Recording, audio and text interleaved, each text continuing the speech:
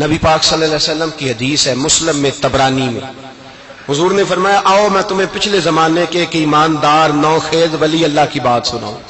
پچھلے زمانے حضور نے فرمایا پچھلے زمانے میں ایک بادشاہ جادو کے زور پہ حکومت کرتا تھا۔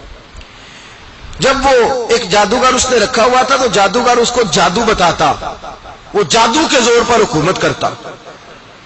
جادوگر بوڑھا ہو گیا تو کہنے لگا بادشاہ کوئی نوجوان میرے پاس بھیج دے، اب میں بوڑھا ہو گیا ہوں میرا پتہ کوئی نہیں کب مر جاؤں۔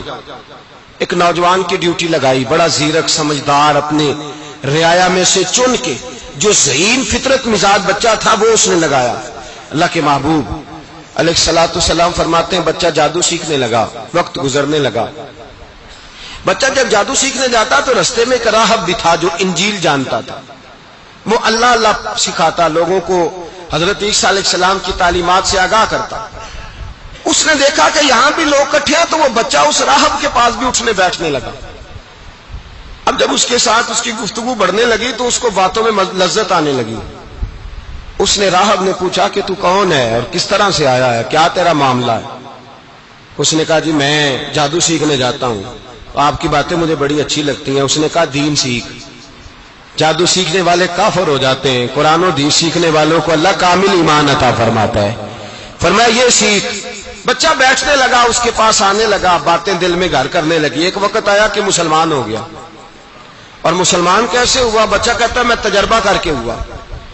اب میں تھوڑا سا وقت جادوگر کے پاس بھی جاتا اور باقی سارا وقت وہاں بیٹھتا۔ میں ایک دن جا رہا تھا تو رستے میں اژدہا تھا، بہت بڑا سانپ تھا، رستہ روک کے کھڑا تھا۔ یہ حضور نے بیان کی حدیث۔ نبی پاک صلی اللہ علیہ وسلم فرماتے ہیں بچہ کہتا ہے کہ رستے کے اندر سانپ ہے، رستے بند ہے، لوگ چھتوں درختوں پہ چڑھے، ہراش ہے۔ کہتے چھوٹا سا روڑا میں نے اٹھایا تو میں نے کہا اللہ اگر جادوگر سچا ہے تو اسے مار دے۔ چھوٹا سا روڑا میں نے پھینکا، اژدہا کوئی نہ مرا۔ پھر چھوٹا روڑا اٹھایا، میں نے کہا اللہ اگر وہ عالم سچا ہے تو اسے مار دے۔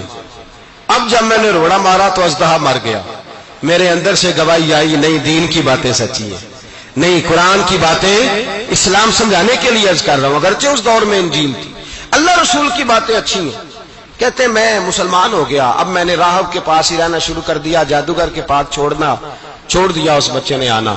بادشاہ پوچھتا کہاں زیادہ وقت گزارتے ہو تو وہ بات گول کر دیتا، وقت تیزی سے بڑھنے لگا۔ اللہ نے اس نوجوان میں طاقت پیدا کر دی، اب وہ اس کے اندر نا اللہ نے توانائی روحانیت پیدا کر دی، ابھی جوان ہے، 14-15 سال عمر ہے۔ اللہ نے اب جو بیمار بھی آتا وہ دعا کرتا تو اللہ صحت عطا کر دیتا، جو بھی آتا۔ بادشاہ کا ایک درباری تھا، بادشاہ کو پنکھا جلتا تھا، وہ اندھا ہو گیا، کوئی ایسی تکلیف آئی کہ نابینا ہو گیا، بڑے علاج کرائے شفا نہیں ہوئی۔ کسی نے اس بچے کا پتہ بتایا کانوں میں، اس کے پاس گیا تو بچہ کہنے لگا شفا تو ہو جائے گی پر کلمہ پڑھنا پڑے گا، مسلمان ہونا پڑے گا، جس پیغمبر کا میں غلام ہوں تجھے بھی بننا پڑے گا، دین پہ عمل کرنا پڑے گا، اللہ شفا دیتا ہے۔ اس نے کہا تو مجھے کلمہ پڑھا، مجھے شفا دے، میں تیار ہوں۔ اس نے کہا شفا تو اللہ دیتا ہے۔ اس نے اللہ تبارک و تعالیٰ کا ذکر کر کے دعا مانگی، یہ مسلم شریف میں حدیث ہے، طبرانی میں موجود ہے۔ اللہ نے اسے شفا دی، اس نے کلمہ پڑھنا شروع کر دیا۔ یہاں ایک نقطہ لکھا ہے ہمارے علماء نے، کہتے ہیں جب اللہ ولایت عطا کرتا ہے نا تو یہ سفید بالوں والے کا حصہ نہیں ہوتی۔ اگر جوانی میں کوئی آدمی توبہ کر کے تصوف کے رستے پہ چلتا ہے تو سب سے زیادہ ولایت اللہ اسے عطا فرماتا ہے، سب سے زیادہ ولایت اس کے پاس ہوتی ہے۔ ابھی اس کے بال کالے ہیں، چڑھتی جوانی ہے، دعا کی تو اللہ نے، اور حدیث پاک میں موجود ہے کوڑے آتے تو شفا یاب ہو جاتے، اندھے آتے تو شفا یاب، برس والے آتے تو اللہ سے دے، جوان ہے۔ بادشاہ کے پاس وہ واپس گیا، وہ جو آدمی جس کی آنکھیں ٹھیک ہوئی تھی۔ بادشاہ نے پوچھا کہ کیسے شفا ملی؟ تو کہنے لگا میرے رب نے شفا دی ہے۔ بادشاہ سجدے کراتا تھا، اپنے آپ کو منواتا تھا معاذ اللہ، کہنے لگا میرے علاوہ کون رب ہے؟ اس نے کہا وہی رب ہے جس نے تجھے پیدا کیا ہے، اور وہی رب ہے جس نے مجھ اندھے کو آنکھیں دی ہیں، وہی ہے میرا مالک۔ کہا اچھا تو مجھے نہیں مانتا؟ کہا نہیں میں اپنے رب کو مانتا ہوں۔ بادشاہ نے اسے سزا دی، ستایا، اس نے بچے کا پتہ بتایا، پھر بچے کو بلا کے ستایا تو اس راہب کا پتہ بتایا، راہب بھی قتل ہو گیا، نابینا بھی قتل ہو گیا۔ بادشاہ نے کہا سپاہیوں سے اس بچے کو لے جاؤ اور پہاڑ کی چوٹی پہ جا کے نیچے پھینکو تاکہ مر جائے. بچہ پہاڑ کی چوٹی پہ گیا تو ہاتھ اٹھا کے کہنے لگا یا اللہ میرے لیے نہیں اپنے لیے، میرے لیے نہیں اپنے لیے انہیں اپنی قدرت کے جلوے دکھا. میرے لیے نہیں، اللہ کے بندے اپنی جان بچانے کی دعائیں نہیں مانگتے، اپنے لیے انہیں اپنی قدرت کے جلوے دکھا. یہ دعا مانگی، جتنے لوگ ساتھ آئے تھے وہ سارے زمین پہ گرے اور سب مر گئے، پہاڑ سے گر کے مر گئے. بچہ واپس سیدھا بادشاہ کے پاس کہنے لگا لو بھائی میرے رب نے مجھے بچا لیا ہے. جوان کا ایمان دیکھو، میرے رب نے مجھے، بولو میرے اللہ نے مجھے ایمان کی گواہی دے رہا ہے، میں بچ گیا ہوں، تو جھوٹا ہے، میرا رب سچا ہے. اس نے کہا لے جاؤ اس کو دریا میں، کشتی میں بٹھاؤ، بیچ دریا کے جا کے دھکا دے دو.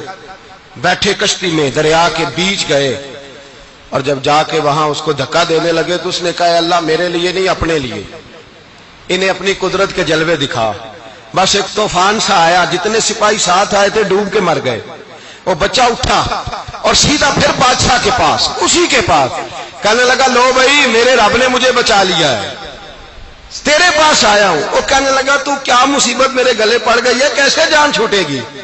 تو بچہ کہنے لگا اگر تو مجھے باندھے درخت کے ساتھ اور سارے ملک کو بلائے، لوگوں کو اکٹھا کرے، پھر تو مجھے تیر مارنا، میں تجھے بتاؤں گا کیسے مارنا ہے، میں مر جاؤں گا.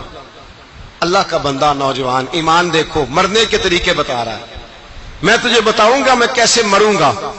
یہ بات کہی، بادشاہ نے سارا مجمع جمع کیا، ملک سارا باہر آ گیا، درخت کے ساتھ باندھ دیا. کہنے لگا بھائی لوگوں یہ مجھے مارنا چاہتا تھا، مار نہیں سکا، اب میں اسے بتانے لگا ہوں کہ میں کیسے مروں گا.